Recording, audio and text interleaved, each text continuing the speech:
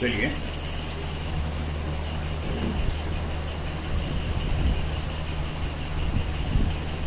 तो अब हम लोग स्टार्ट करेंगे प्रोजेक्टाइल मोशन से रिलेटेड न्यूमेरिकल्स। फिर धीरे धीरे हम आगे जाएंगे इसके आगे कुछ शॉर्टकट वाले पॉइंट्स पे। Just a moment. Motion in a plane, motion in a plane,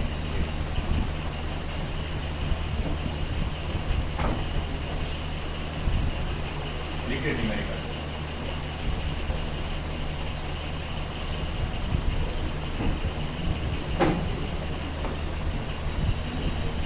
एकदम आसान सा क्वेश्चन, डायरेक्ट बेसिक वाला question. A particle is thrown with a speed of 50 meter per second at an angle of projection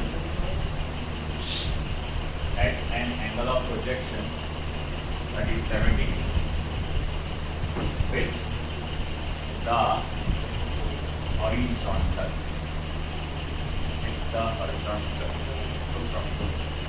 Find number 1 time of flight, number 2 maximum height attained by projectile, third horizontal range,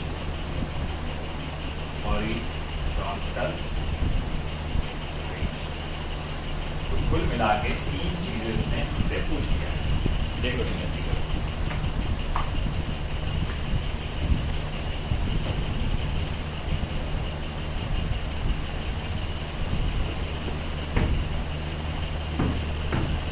अब एक एक करके हम देखेंगे कि इन तीनों चीजों को कैसे कैलकुलेट किया जा सकता है। बहुत आसान है। अब आपको यहां जो दिया गया है इनिशियल स्पीड दी गई है, कितनी दी गई है बेटा? 50 मीटर पर सेकेंड। एंगल ऑफ प्रोजेक्शन कितना दिया गया है? 37 डिग्रीज। आपको क्या पता लगाना है? Time of flight, maximum height और साथ ही साथ हॉरिजॉन्टल रेंज। 3 चीजें आपको पता लगना है। चलिए एक एक करके करो कैलकुलेट। सबसे पहला टाइम ऑफ फ्लाइट, इसका फॉर्मूला क्या बेटा? 2u sin theta upon g। तो t इक्वल्स टू 2 टाइम्स जो कितना है 50 साइन ऑफ थीटा यानी कि 37 अपॉन g यानी कि 10। g को यूजुअली हम लोग 10 लेके चलते हैं। तो ये 0 कटा, ये 0 कटा। t is equals to 10 multiply by 3 by 5। 5 1 5 2 2 3 6। ये आ जाएगा 6 सेकेंड्स। ये आ गया आपके पास पहला टाइम ऑफ फ्लाइट। दूसरा maximum height, h max u square sine square theta. Madam थोड़ा टाइम पे आ जाएगा कि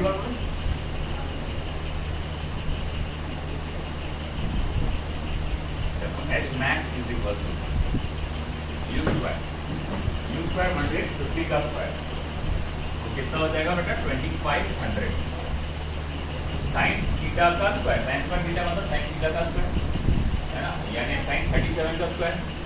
साइन 37 कितना आया था? 3/5। इसको स्क्वायर लेंगे तो 9/25 अपॉन ये क्या आएगा? 2 मल्टीप्लाई बाय 10। अब देखो 25 1s are 25 100s are, और मैं कहूँगा कि 9/2 क्या होता?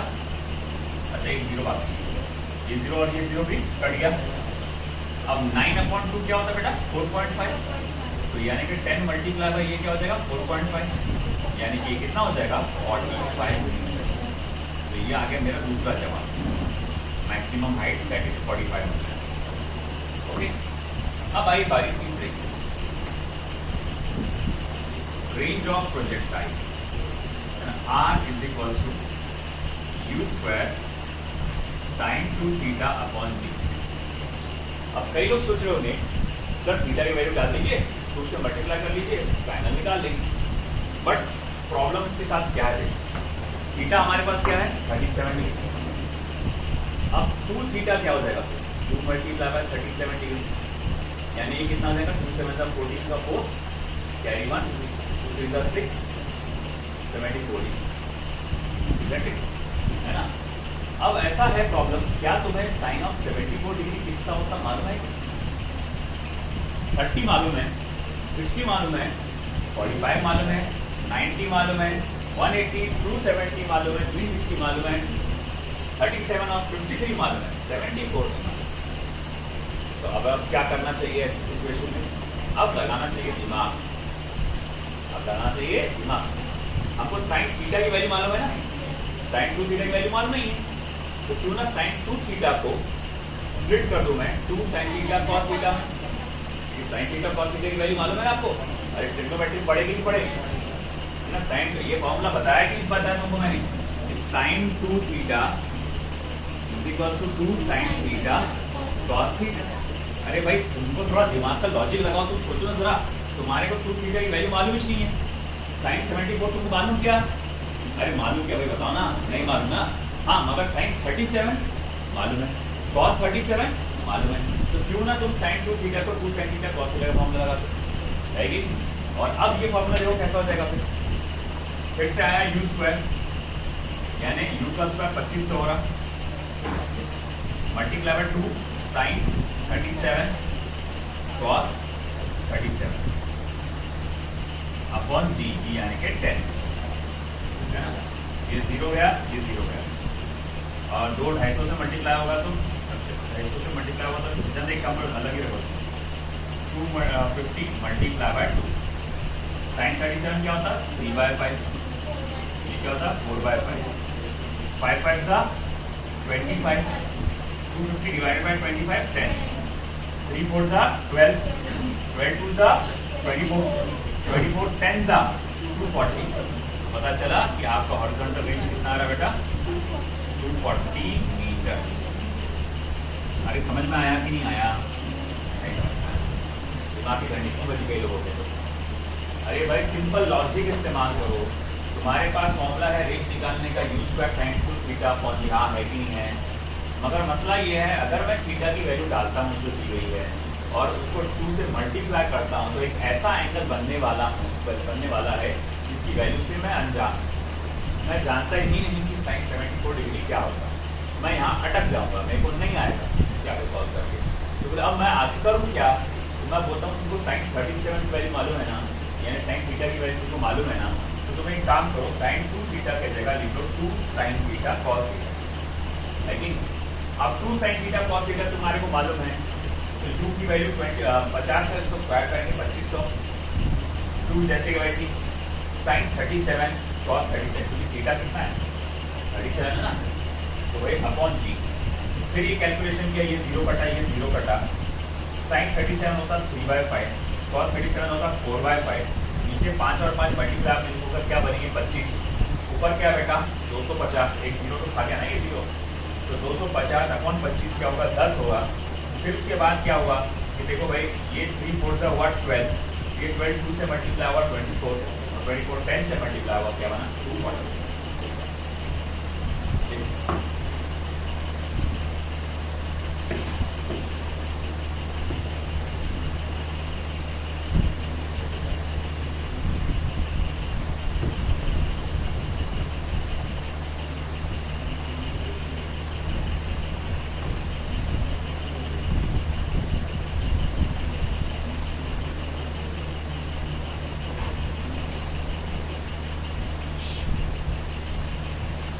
Particle is thrown with speed 50 meter per second at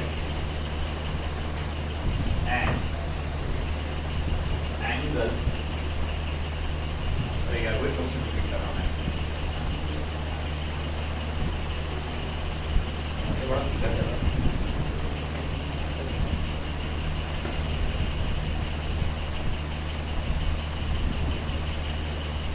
A particle is thrown with velocity 10 meter per second and its horizontal range is 5 meter. Full stop. Find angle or angles of projection. Find angle or angles of projection. तो एक particle को देखा गया है at a speed of 10 metre पर second. उसका horizontal range आपको कितना मिला बेटा? 5 मीटर। तो ये एंगल और एंगल्स ऑफ प्रोजेक्शन पूछ रहा है। सबसे पहले तो काम ये करना चाहिए, जो चीज़ आपको दी गई है उसकी लिस्ट बना लो। मेरे पास दिया गया है इनिशियल वेलोसिटी जो कि है 10 मीटर पर सेकेंड। हॉरिजॉन्टल रेंज है आपको दिया गया 5 मीटर। आपको एंगल या एंगल्स ऑफ प्रोजेक्शन कैलकुलेट करना है। बोले कैसे निकालेंगे?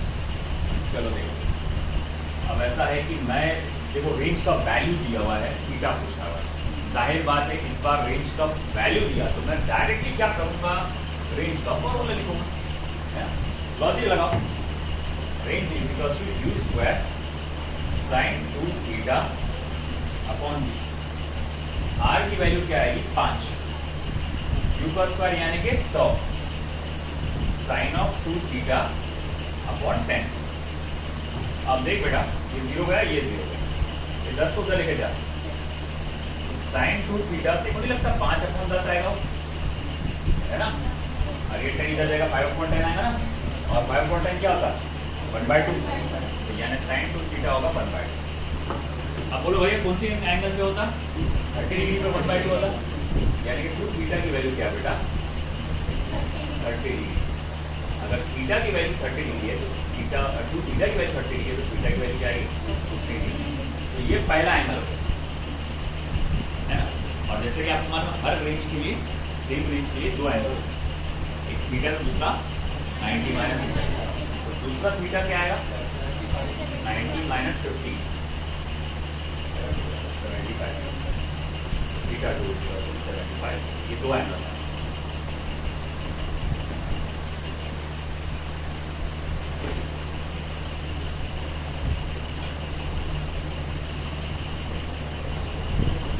चलो देखो, फरहान लिखा नहीं है, हो गया?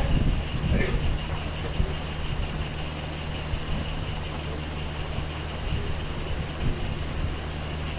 Next,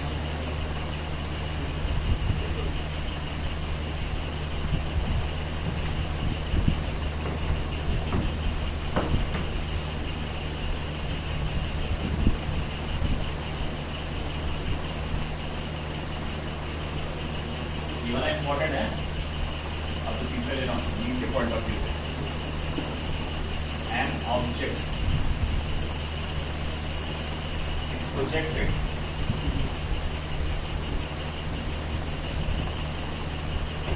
so that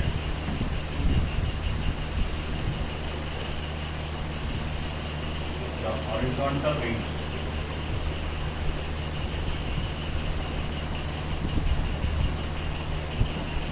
capital R is maximum, so that the horizontal range capital R is maximum. Full stop. If the maximum height of projection is capital H, if the maximum height of projection is capital H. Find the value of h upon r. h by r की value निकालिए.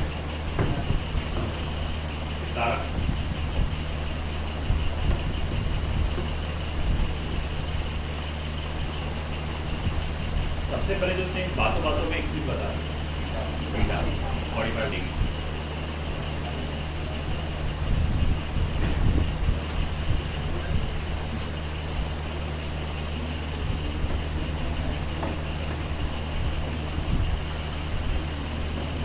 तो बातों में range maximum बोलकर theta बता दिया. अब करना क्या है आपको, रेंज का फॉर्मूला लिखो, मैक्सिमम रेंज का, और मैक्सिमम हाइट का फॉर्मूला लिखो. 1 आ रहा है नहीं यार, आई थिंक 4 आता, 4 या 1/4 आना चाहिए. देखो आया कि किसी का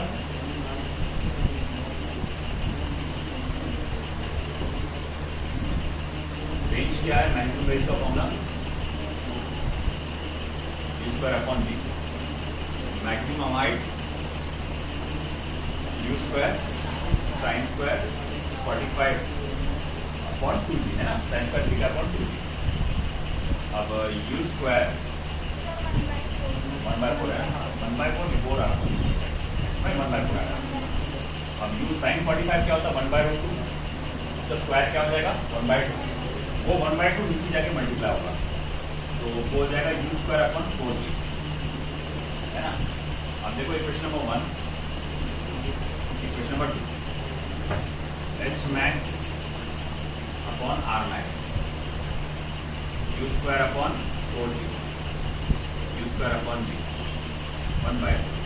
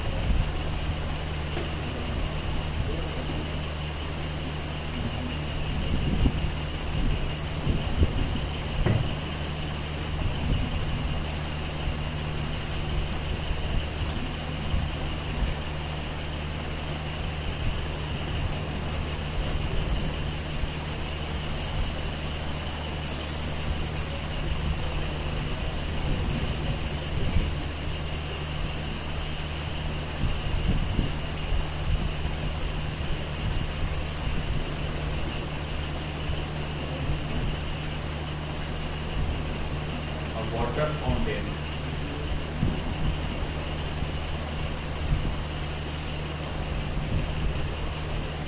on ground, a water fountain on ground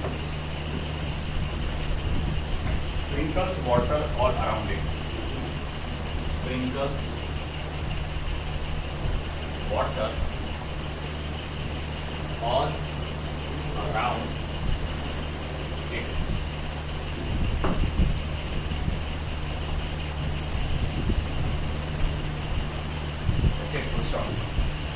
If the speed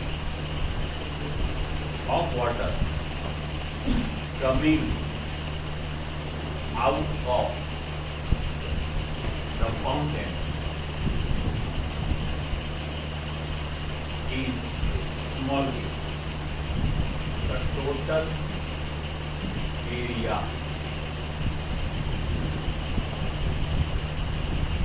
around fountain, the total area around the fountain that gets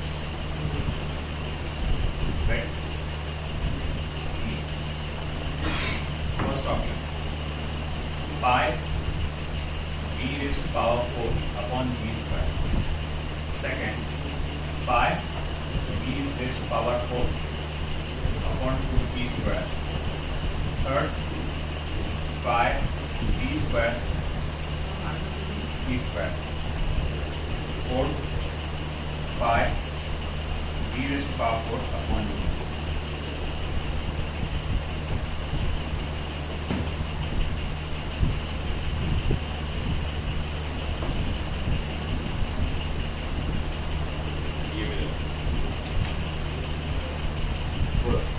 तो एक वाटर फाउंटेन है जो पानी स्प्रिंकल कर रहा है अपने चारों तरफ, उसमें से जो पानी बाहर निकल रहा है वो उसकी स्पीड भी है।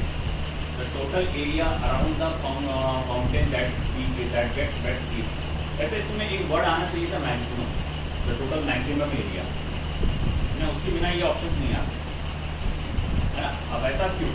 अच्छा एक बात बता, थोड़ा इमेजिन कर, अगर वाटर फाउंटेन उसमें से जो पानी निकलता बाहर, उसको नहीं लगता एक प्रोजेक्टाइल मोशन जैसे निकलता बाहर है ना, अगर ऐसा रहा तो उसमें से प्रोजेक्टाइल मोशन जैसा पैराबोलिक पाथ परफॉर्म करके पानी बाहर निकलता है। तो अगर मैं उसके एक टैप को फोकस करता हूँ, एक टैप पे फाउंटेन का जो एक टैप है, नल है, उसमें पानी निकला, पैराबोलिक पाथ परफॉर्म करके गिरा। अगर आप एरिया मैक्सिमम चाहते हैं किसी भी फाउंटेन का एरिया, जैसा एरिया कैसा रहता है ऊपर से देखेंगे तो सर्कुलर, अरे भाई फाउंटेन चारों तरफ पानी फेंकेगा ना, नहीं समझा? फाउंटेन मालूम ना तुमको, फव्वारा पानी का है ना। अब भाई जब पानी का फव्वारा पानी फेंकेगा तो चारों तरफ फेंकेगा ना, ऐसा दो तीन टाइप के आते हैं। एक है कि चारों तरफ निकलते रहता लगातार एक साथ, एक खेतों में लगता यूं यूं यूं यूं करके पानी छिड़कता हो, चाहे कोई भी केस हो, वो जो एरिया कवर करता हो तो शेप कैसा होता? सर्कुलर।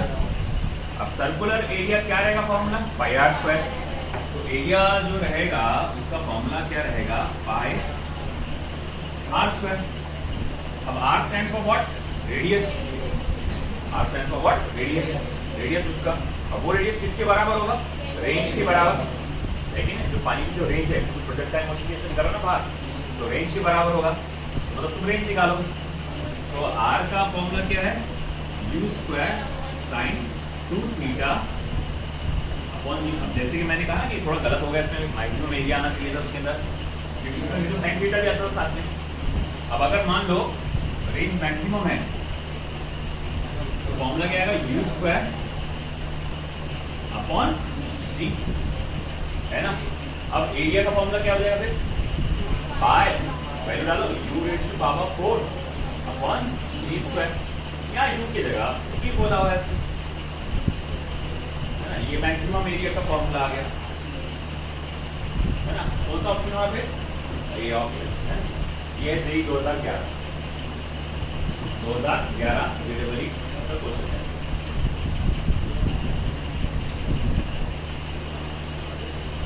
देखो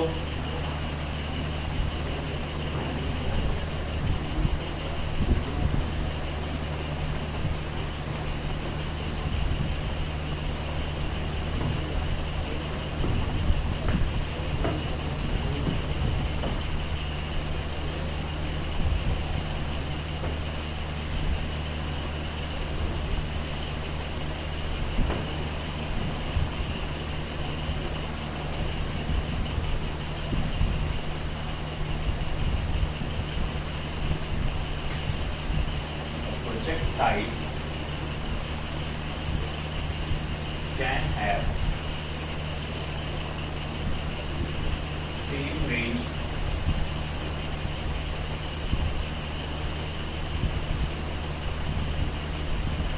for two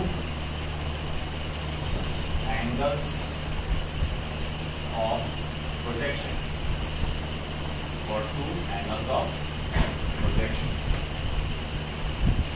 If T1 and T2 are the time of light,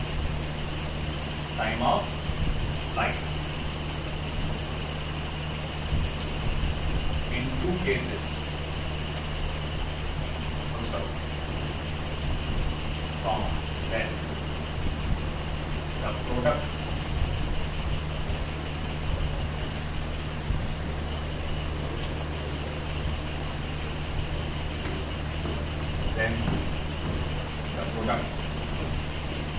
T1 into T2 is, तो प्रोडक्ट T1 और T2 की वैल्यू क्या रहेगी?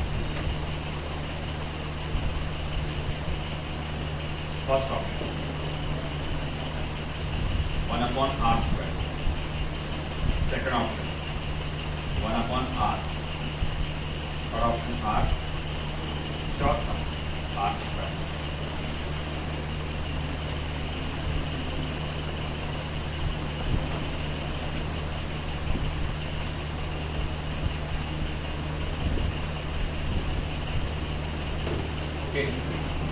तो इसमें बोला है एक प्रोजेक्टाइल जो है उसके दो अलग अलग एंगल्स हो सकते हैं, है ना, फॉर सेम रेंज, और वो दो अलग अलग एंगल्स पर टाइम ऑफ फ्लाइट क्या है, t1 एंड t2। अब जैसा फॉर एग्जांपल तुमने एक बार एक सर्टेन एंगल थीटा से यहाँ लॉन्च किया और आपका प्रोजेक्टाइल यहाँ पर आके गिरा, तुमने थोड़ा थीटा बढ़ा दिए और वापस से वो यहीं आती है। माना कि इस बार रेंज कैसा है, सेम है, रेंज कैसा है, सेम है।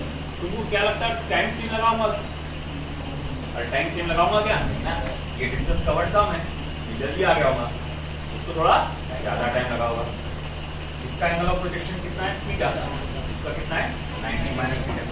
मान लो ये टाइम ऑफ फ्लाइट t1, ये टाइम ऑफ फ्लाइट t2, तो आपको t1 इंटू t2 का प्रोडक्ट पूछ रहा है, इसको डायरेक्टली प्रोपोर्शनल रहेगा। मतलब यहाँ r क्या है, r stand for range, range के साथ कैसा रिलेशन रहेगा, अच्छा रहेगा कि बुरा रहेगा, वैसा नहीं है, इनवर्सली प्रोपोर्शनल टू r² है, ये क्या है करना पड़ेगा। अब कैसे पता लगाएंगे, सिंपल सिंपल सिंपल, t1 और t2 को आपस में मल्टीप्लाई, आपको आंसर समझ में आएगा। करो, चलो कोशिश करो।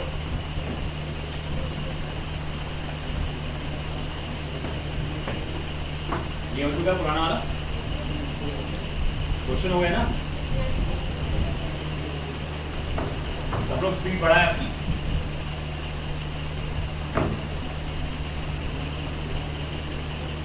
मॉड्यूल बता,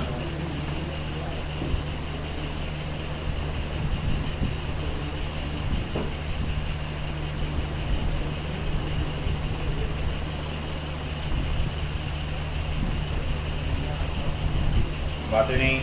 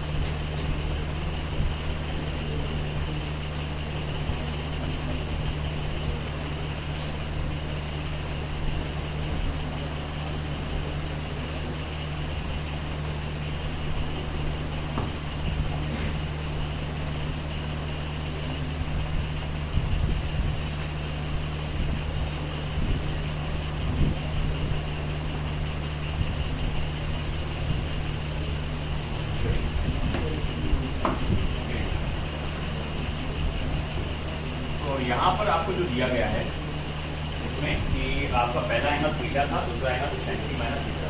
वैसे in general time of flight का फॉर्मूला क्या होता है, 2u sin theta upon t। हमारे पास ये होता है साइन टाइम ऑफ फ्लाइट का फॉर्मूला, और रेंज का फॉर्मूला क्या होता है, u² sin theta upon t। ये मैं साइड में लिखकर देता हूँ, है ना।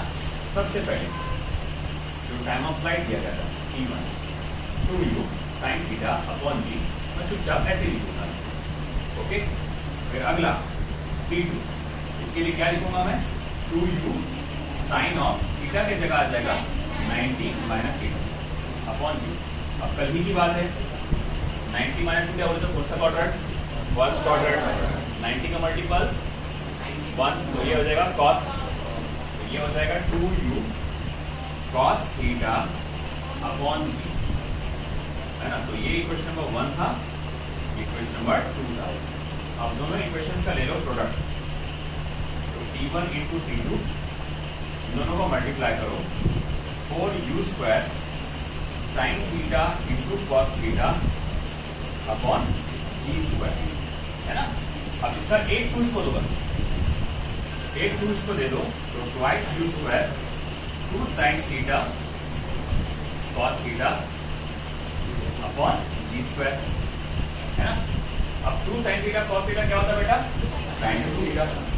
तो t1 into t2 is equal to 2u square sine two theta upon g square. Range का फॉर्मूला क्या होता है बेटा, u square sine two theta upon g. तो ये u स्क्वायर, ये साइन टू थीटा और ये दो जी में से एक जी मिलकर क्या बन जाएंगे, रेंज। तो 2r अपॉन जी हो जाएगा। अब इससे साफ समझ में आ रहा है कि it is t1 into t2, ये डायरेक्टली प्रोपोर्शनल है किसको बेटा, r। यानी कौन सा ऑप्शन सही हो रहा, है ना। AIPM सॉरी AI EEE जो जेई का पहले हुआ करता था नाम 2004, इसका ब्राइटनेस मतलब क्या भैया, क्वेश्चन का आंसर बता रहे भैया मैं तुमको।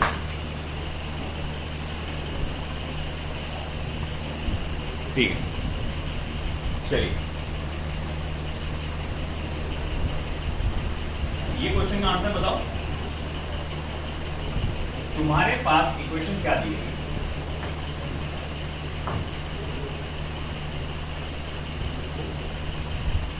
y equals to ax minus bx square. साफ देख के पता चल रहा है कि ये इक्वेशन ऑफ ट्रैजेक्टरी है। इक्वेशन ऑफ ट्रैजेक्टरी देखकर ही पता चल रहा है y और एक्सिस के अंदर। अब अपने को क्या पूछ लिया उसने, हॉरिजॉन्टल रेंज क्या होगा। अब हॉरिजॉन्टल रेंज देखो, equation of trajectory in terms of horizontal range क्या था formula, x tan theta in bracket 1 minus x upon r। ठीक है, इसे इक्वेशन नंबर 1 पकड़ो। मतलब बाहर में x आएगा ब्रैकेट के, उसके साथ कुछ ना कुछ टर्म tan थीटा ऐसा कुछ आएगा। फर्स्ट टर्म क्या रहेगा 1 और यहाँ x स्क्वायर नहीं, सिर्फ एक ही x रहेगा। अब दिए गए इक्वेशन में से तुम ax को कॉमन निकालो, दिए गए इक्वेशन में से तुम ax को कॉमन निकालो। तो इसमें से मैं ax कॉमन निकाला, तो 1 माइनस bx अपॉन a, है ना। अब इसको और इसको मैच करके देखते हैं। x के नीचे क्या होता है, हॉरिजॉन्टल रेंज। x के नीचे जो b बाई a है, तुमको नहीं लगता मैं इसको a बाई b बोल सकता, इसको ऐसा लिखा जा सकता है y equals to a into x 1 minus x upon a divided by b, ऐसा लिख सकता ना मैं इसको। ये b चला जाएगा ऊपर, फिर वही रीजन में वही इक्वेशन बनती है बाद में। तो बोले r तो क्या हो गया, हॉरिजॉन्टल रेंज a बाय आ समझ में। तो ये आपको क्या करना है, इक्वेशंस को बनाना है। अब ये अल्फाबेट्स है, इसमें नंबर्स भी आते हैं, मॉड्यूल में है ऐसे क्वेश्चन, नंबर्स भी आते हैं, टेस्ट पेपर्स में भी ऐसे क्वेश्चंस आएंगे इसमें नंबर्स आएंगे, और आपको इस तरह से बनाना पड़ेगा।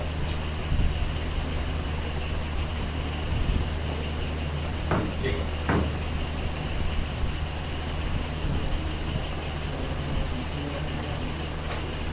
वाली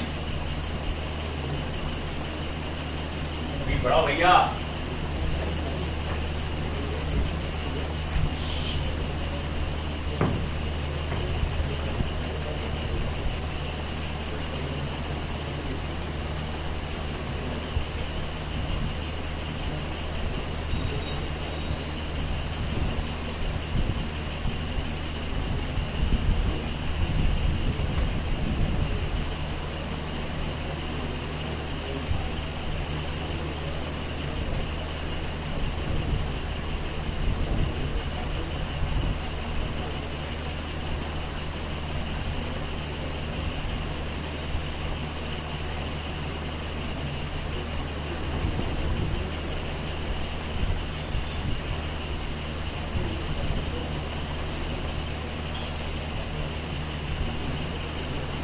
Some important relations in projectile motion.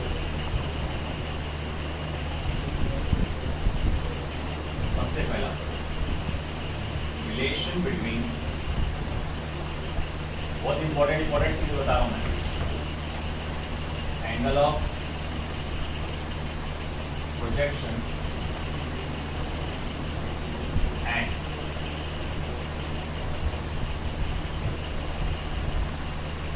Of elevation.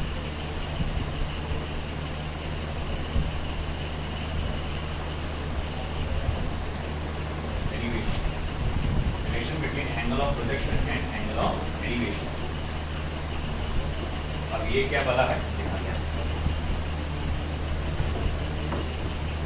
बहुत इंपॉर्टेंट है ये केस।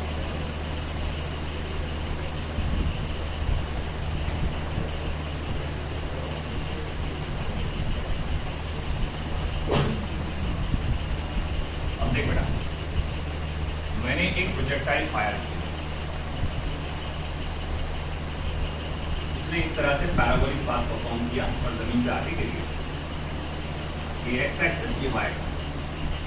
मैं यहां से एक टेंजेंट बनाता हूं, टेंजेंट है, तो ये जो टेंजेंट है मुझे इंडिकेट करता है डायरेक्शन ऑफ इनिशियल वेलोसिटी, और ये एंगल जो होता है वो कितना होता है बेटा, थीटा। ये एंगल क्या होता है, थीटा। ठीक है, अब गौर से देखो, ये है इसकी मैक्सिमम हाइट, यहां से लेकर यहां तक के जो है ये क्या है बेटा, मैक्सिमम हाइट। और अब मैं ये मैक्सिमम हाइट यहां सीधी लाइन खींचता हूं मैक्सिमम हाइट की तरफ, तो ये जो एंगल अल्फा आ रहा है इसे मैं कहता हूं एंगल ऑफ एलिवेशन।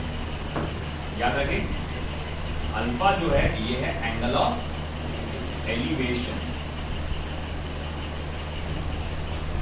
और आपका थीटा जो है वो है एंगल ऑफ प्रोजेक्शन। बात समझ में आएगी बेटा? यहां से सीधी लाइन खींचो तो जो एंगल बन रहा है एंगल ऑफ एलिवेशन, और इनिशियल वेलोसिटी का with respect to horizontal angle of projection. अब आपको इन दोनों के बीच का रिलेशन पता करना है, बहुत आसान है। और सबसे पहले अगर मैं आपसे कहूं ये देखो angle of elevation tan alpha, क्या आप इसको ऐसा लिख सकते हैं, H max upon R upon 2।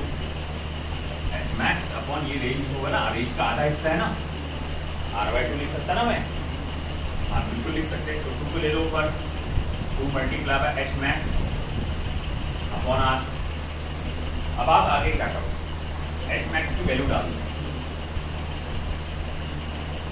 तो एच मैक्स की वैल्यू क्या आएगी, u square sine square theta upon 2, और रेंज का वैल्यू डाल u square sine 2 theta upon g।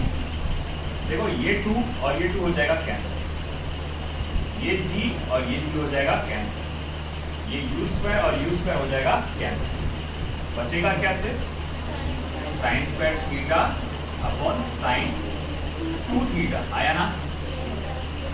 अब ऐसा है कि देखो आप यहां लिख सकते हैं कि साइन स्क्वायर थीटा को एज इट इज रहने दो, साइन स्क्वायर थीटा को एज इट इज रहने दो, साइन थीटा का 2 थीटा बल्कि 2 साइन थीटा कॉस थीटा। अब ये और ये एक हो गया cancel, sine theta upon cos theta क्या आ जाएगा, tan थीटा, यानी कि 1/2 टाइम्स ऑफ। तो ये जो आपको रिलेशन नजर आ रहा है tan alpha is equals to 1/2 tan of theta, इसे कहते हैं relation between angle of elevation and angle of projection. इसे क्या कहते हैं, relation between angle of elevation and angle of projection. कर रहे दरवाजा बंद, कर कर कर कर कर दे कर दे कर दे कर लगा दे लगा दे लगा दे, बोर्ड लगा दे, कर दो लाइट चालू उधर की। हाँ चलो आया समझ में, ये है relation between angle of elevation and angle of angle of projection. देख लो फटाफट।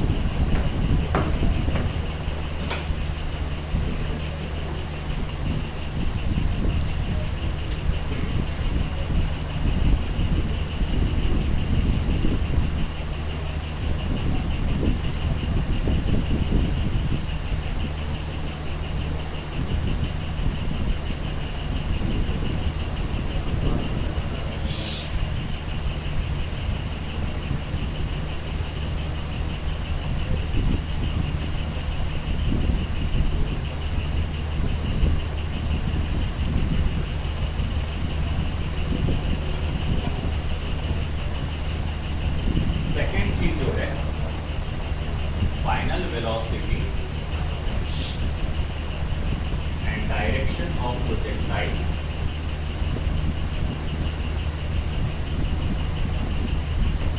after time t. Final velocity and direction of projectile after time. हो गया भैया, ये लिखना हो गया सभी का।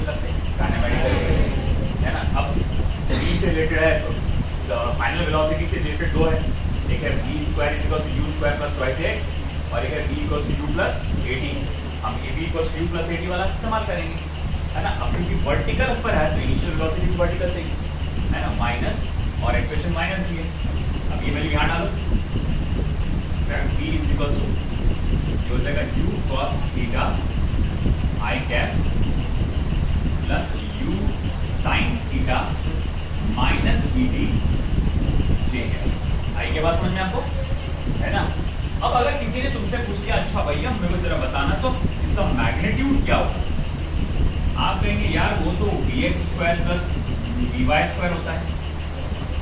मैग्नीट्यूड वेलोसिटी का क्या होता है? vx square plus vy square. v is equal to under root of, है ना, u square cos square theta plus u sine theta minus gt का होल स्क्वायर। ये मेरे पास फाइनल वेलोसिटी की इक्वेशन आ गई, है ना? अब इस इक्वेशन को आगे और भी सॉल्व किया जा सकता है ना? ये मैं आप पर छोड़ूं, आप चाहे तो अभी भी बता सकते हैं या मुझे बाद में बता सकते हैं। इसको आगे और कैसा थोड़ा सिंप्लीफाई कर सकते हैं।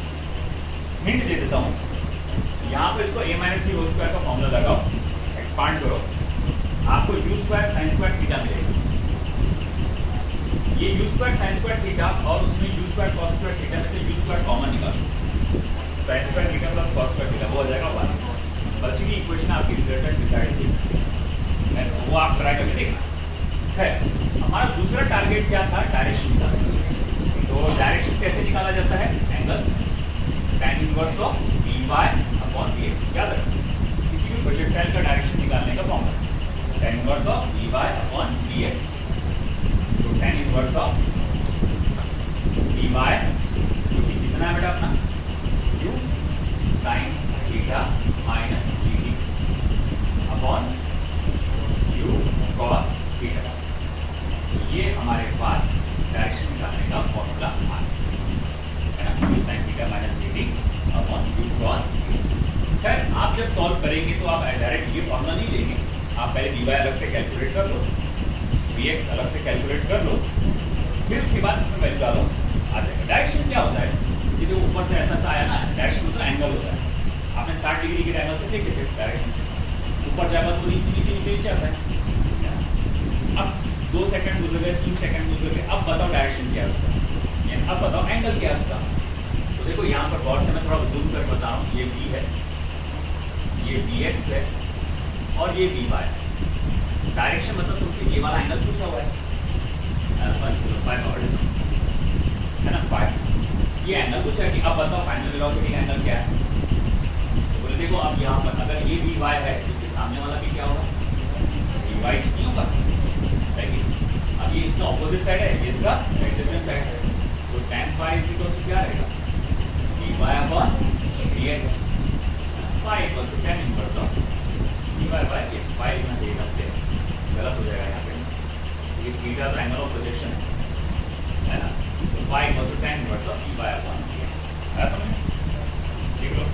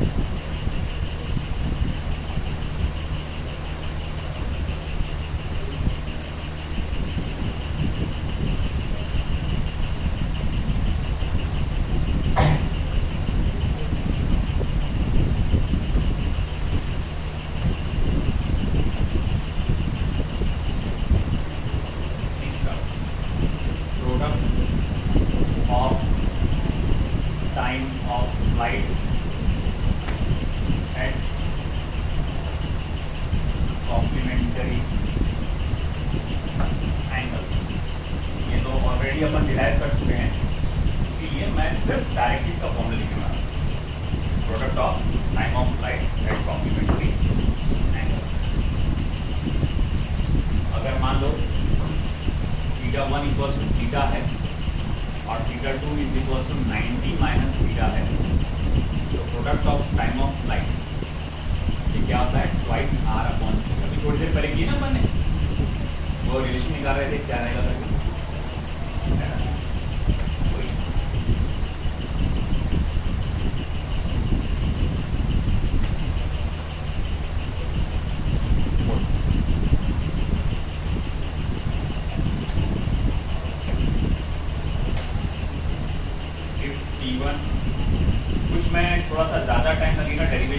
मेरे पास टाइम कम है, सैटरडे तक के मुझे कंप्लीट करना है पूरा प्रोजेक्ट मुझे, तो मैं कुछ डेरिवेशन ना लेकर डायरेक्ट फॉर्मूले बता रहा हूँ, है ना।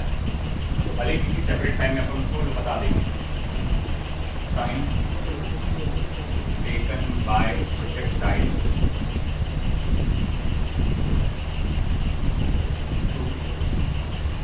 ये खासतौर से जैसे जे वालों स्टूडेंट्स के लिए यूज का, क्योंकि सबको ध्यान देना है।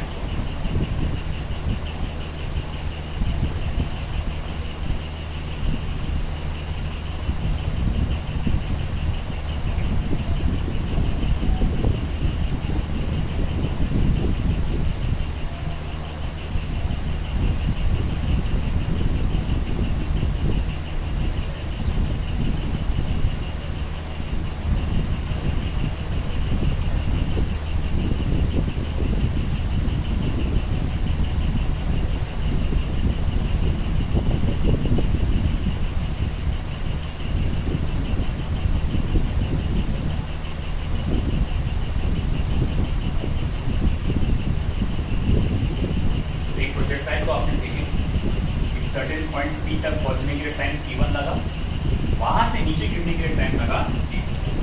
तो अगर ये हाइट h है तो इसका रिलेशन कैसा आएगा, h is equal to half of g t1 into t, h is equal to half of g t1 into t। Direct याद रखो, h is equals to half of t t1 into t। देखो फटाफट fast लिखो, मुझे और बहुत सारा लिखना है, टाइम कम मेरे पास।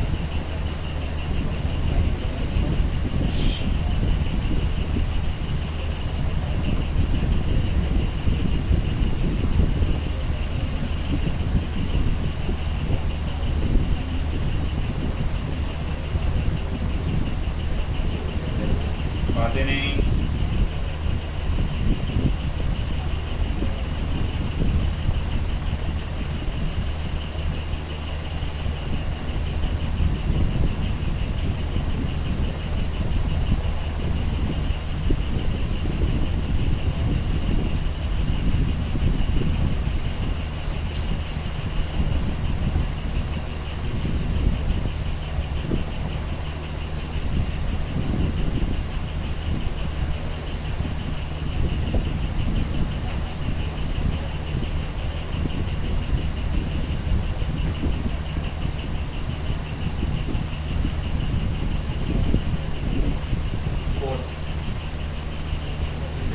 between R max and H max, ये भी डेरिवेशन अपन कर चुके हैं। Relation between R max and H max, R max को H max से डिवाइड करिए, थीटा की वैल्यू 45 डिग्री डालकर, तो मैं यहाँ पर लिखूंगा H max is equal to R max upon 4।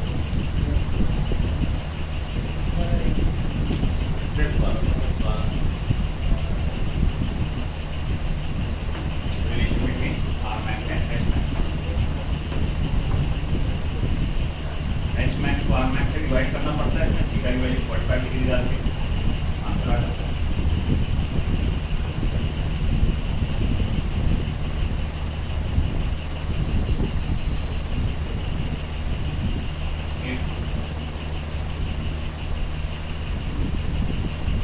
Of projectile motion,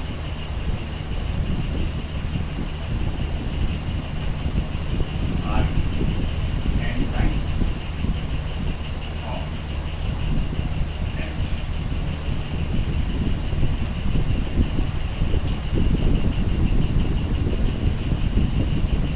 R is equals to n times of h, then theta is equals to tan inverse of 4 upon, अगर इससे कहीं इक्वल आती रेंज जो है आपका मैक्सिमम हाइट का कितना time से ज़्यादा है, डबल है, ट्रिपल है, 4 बाय